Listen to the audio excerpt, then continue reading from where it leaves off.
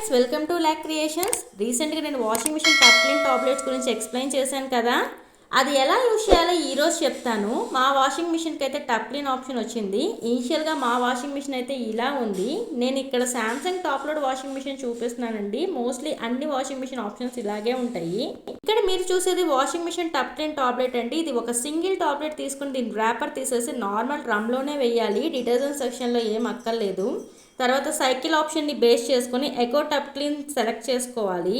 Option select చేశాక 90 minutes అయితే time పట్టిద్ది. ఇప్పుడు వాటర్ ఫిల్ చేసుకుంటుంది చూడండి. 93 మినిట్స్ కంప్లీట్ అయ్యాక ఇది ఎలా క్లీన్ అయిందో కూడా నేను చూపిస్తాను. కొంతమంది ఏం చేస్తారంటే ఈ టప్ క్లీన్ ఆప్షన్ వచ్చినప్పుడు నార్మల్గా మనం క్లాత్స్కి వేసే డిటర్జెంటే యూజ్ చేస్తారు. దీనివల్ల ఇనిషియల్గా టప్ క్లీన్ ఆప్షన్ అయితే పోయిద్ది, బట్ డ్రమ్ అయితే నీట్గా క్లీన్ అవ్వదు. ఈ టప్ క్లీన్ టాబ్లెట్స్ అమెజాన్ వాటర్లో అవైలబుల్గా ఉన్నాయండి. ఆర్ మన వాషింగ్ మిషన్ సర్వీసింగ్కి వచ్చినప్పుడు సర్వీస్ చేయడానికి వచ్చే వాళ్ళ దగ్గర కూడా అవైలబుల్గా ఉంటాయి. బట్ అది పౌడర్ ఫామ్లో ఉంటుంది. ఇది ఏ ఫామ్లో ఉన్నా కూడా మనం యూజ్ చేసుకోవచ్చు. డ్రమ్ నీట్గా అయితే క్లీన్ అయిద్దండి. ఫైనల్గా మా వాషింగ్ మిషన్ అయితే ఇలా ఉంది చూడండి. ఈ వీడియో కనుక మీకు నచ్చితే please like, share and subscribe. Thank you for